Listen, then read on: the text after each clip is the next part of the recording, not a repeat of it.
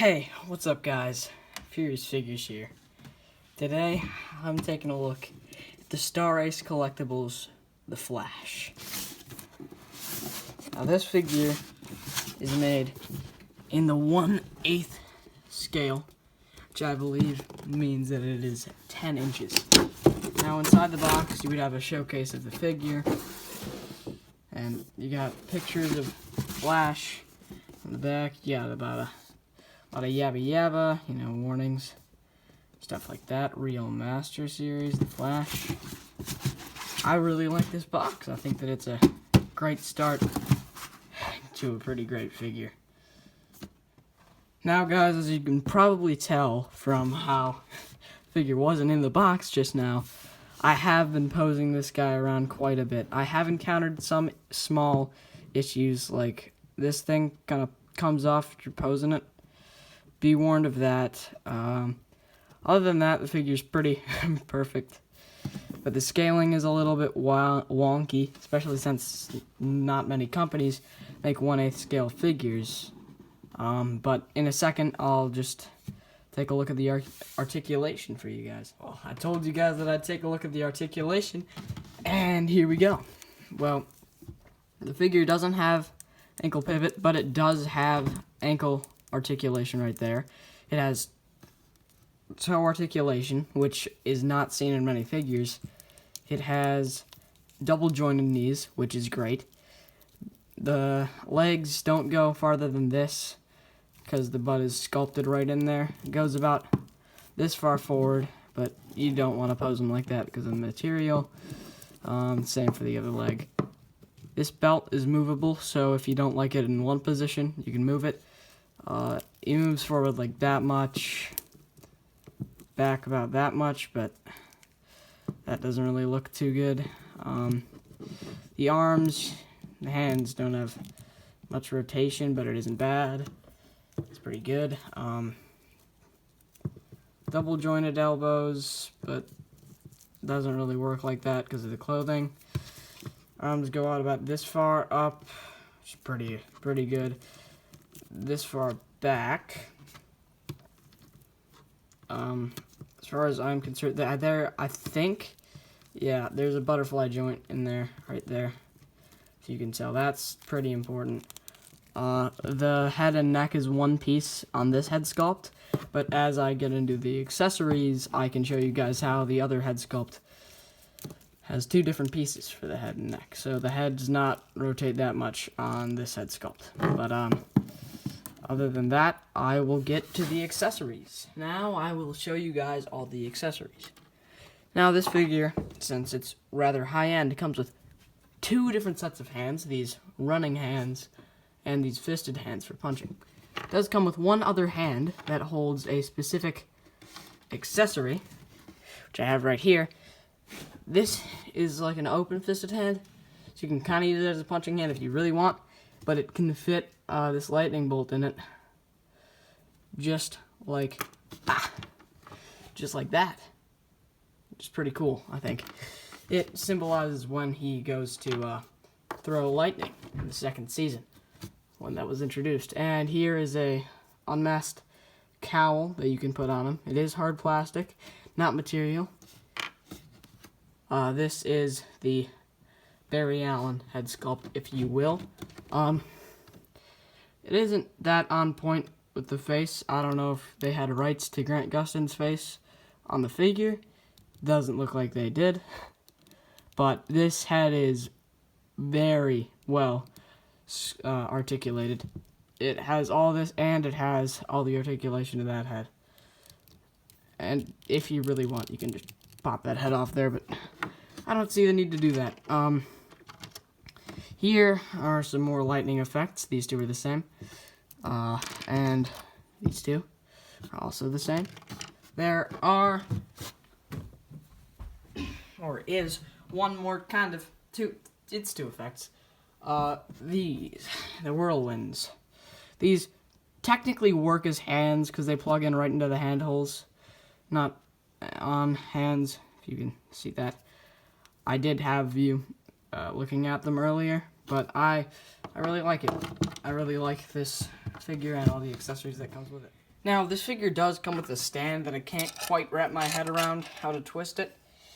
Maybe because I'm just too weak, or I just got it there, kinda. Not really, but I almost got it. I guess I needed a fresh burst of energy. Basically, you screw it so then it goes there on all of it, and this is fully articulated. It has a really cool little logo on there, The Flash.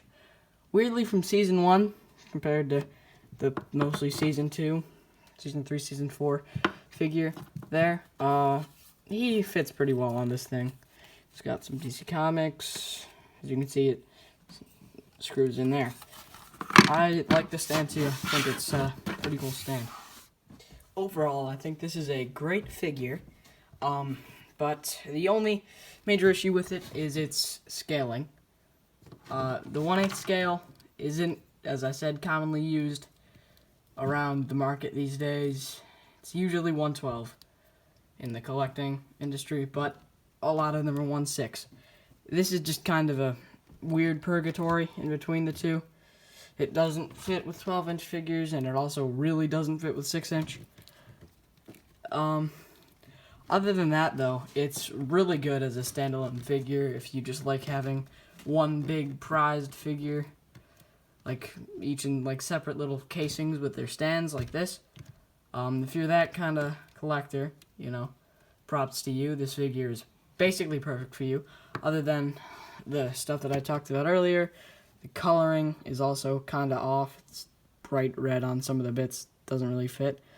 And how this emblem comes off, just be wary of that. Be very careful not to lose any of these pieces, because in production I did lose one of the pieces. I found it, but yeah, I'd probably give it a 9 out of 10. Pretty good. Material's pretty soft. Like it tears pretty easily. It came in the package like that. If you can see that, just tear through it. Came like that. So not anyone's fault but the production people. Yeah, I think this is a great figure. If you're a big fan of the CW Flash, I definitely recommend that you pick this up. And if you're more of a 1/12 guy, the Soap Studio is for you. But you can get both. I mean, this is a great figure. It's really awesome, and it looks, at least in this head sculpt, a lot like Grant Gustin. This head sculpt, the maskless, I don't know, but that is a great face sculpt. That is a great figure right there. And another thing, this is really hard to put on because it's hard plastic. It doesn't really fit onto there, and I haven't been able to figure out how to put these on him without damaging anything.